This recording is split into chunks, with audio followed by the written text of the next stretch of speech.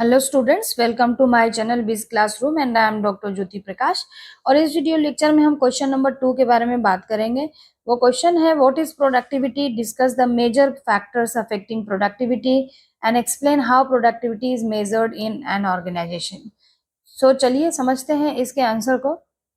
तो सबसे पहले प्रोडक्टिविटी होता क्या है? Productivity refers to the ratio of output to input in a production और service environment.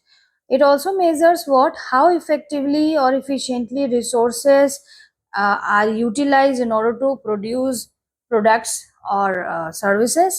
So productivity is all about what? हम फॉर्मूला में कह सकते हैं कि प्रोडक्टिविटी हम कैसे निकाल सकते हैं, आउटपुट डिवाइडेड बाय इनपुट। जितना कम इनपुट होगा और आउटपुट ज्यादा होगा तो उतनी वैल्यू अच्छी रहेगी, यानी उतनी अच्छी प्रोडक्टिविटी होगी। लाइक आउटपुट हम अगर 4 की बात करें और इनपुट इज 2, तो 2 इज इक्वल टू 2/1, तो कहीं ना कहीं 2 इज लाइक प्रोडक्टिविटी। यहाँ पर प्रोडक्टिविटी को हम इस तरीके से मेजर आउट करते हैं। नेक्स्ट है टाइप्स ऑफ प्रोडक्टिविटी, कितने तरीके की होती है। तो सबसे पहला है labour productivity. So labour productivity को कैसे कैलकुलेट करते हैं? Output divided by labour hours. यानी यहाँ पे जो हम प्रोडक्टिविटी की बात कर रहे थे कि प्रोडक्टिविटी क्या होता है, आउटपुट डिवाइडेड बाय इनपुट। अब यहाँ पर हर एक के आगे हम कुछ कुछ टाइप्स लिखते जाएंगे, लेकिन आउटपुट वही रहेगा और डिवाइड हम कर देंगे किससे? इनपुट से। लाइक अगर हम इसको देखें टाइप्स ऑफ प्रोडक्टिविटी में, सबसे पहले हम लेबर प्रोडक्टिविटी को देखें तो labour productivity is equal to what? Output तो है ही, साथ ही साथ मैंने क्या कहा था कि आपको यहाँ पे देखना है इनपुट। तो लेबर प्रोडक्टिविटी में इनपुट क्या है? Labour. So output divided by labour hours. Like example अगर हम देख लें कि एक वर्कर है जो 400 यूनिट 40 घंटे में प्रोड्यूस करता है, तो उस लेबर की कितनी प्रोडक्टिविटी है? Like 400 divided by 400 is like output and 40 is like what? आपका जो लेबर आवर्स था। तो 400 divided by 40 is equal to 10 units per our.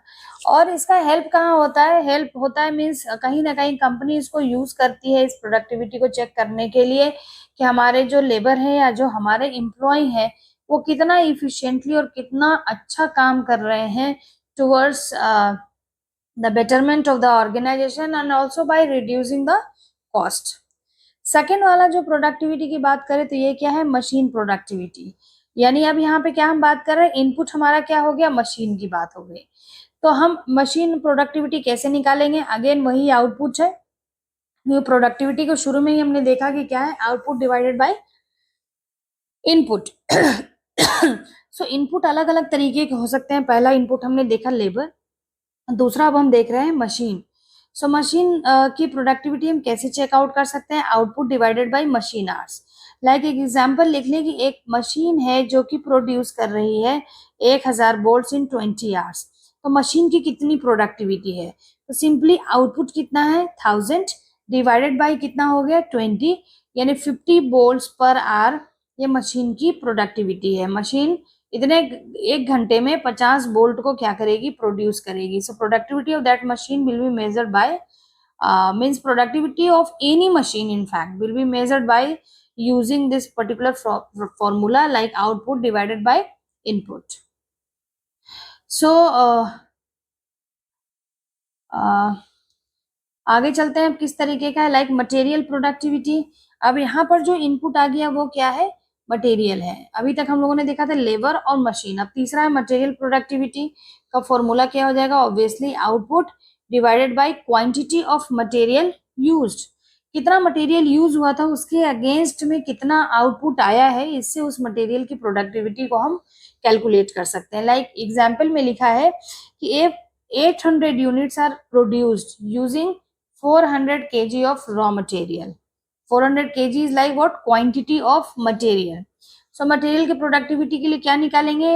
Output is obviously 800 divided by 400, तो 2 यूनिट्स पर केजी। ये क्या निकल कर आया है? मटेरियल की प्रोडक्टिविटी।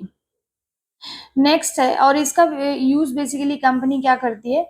वही मटेरियल वेस्टेज को आइडेंटिफाई करने में, और आइडेंटिफाई करने के साथ साथ उसको रिड्यूस करना है वेस्ट का लेवल, क्योंकि कहीं ना कहीं प्रोडक्शन एंड ऑपरेशन मैनेजमेंट का पर्पस ही होता है कि हम कॉस्ट को कम करेंगे, प्रॉफिटेबिलिटी बढ़ाएंगे, बट हम क्या करते हैं, मटेरियल का वेस्ट नहीं करना चाहिए, अब किसी भी तरीके का डैमेज ना हो।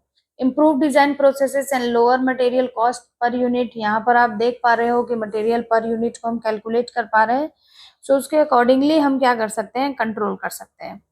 Total factor productivity TFP is what, it evaluates the efficiency of all the inputs combined together। अब टोटल फैक्टर की बात करें, यानी कि हम यहाँ पर क्या कर रहे हैं, जितने भी तरीके के इनपुट्स की बात करी थी, लाइक लेबर, मशीन, मटेरियल, हम यहाँ पर क्या करेंगे, इफिशिएंट, हम इनको इवेल्युएट करेंगे कि जितने भी ये जो इनपुट्स यूज हो रहे हैं, लेबर, कैपिटल, मटेरियल, इन सबको, तो like TFP is equal to what, आप देखो यहाँ पे आउटपुट डिवाइडेड बाय, अब हम यहाँ तीनों को जोड़ देंगे, लेबर, कैपिटल एंड मटेरियल, ये होता है TFT का फॉर्मूला। अब क्वेश्चन यहाँ दिया हुआ है कि if a factory produce 1 lakh worth of goods using 30,000 rupees worth of labor, 40,000 rupees of capital and 20,000 is like material cost, तो TFP कैलकुलेट करिए।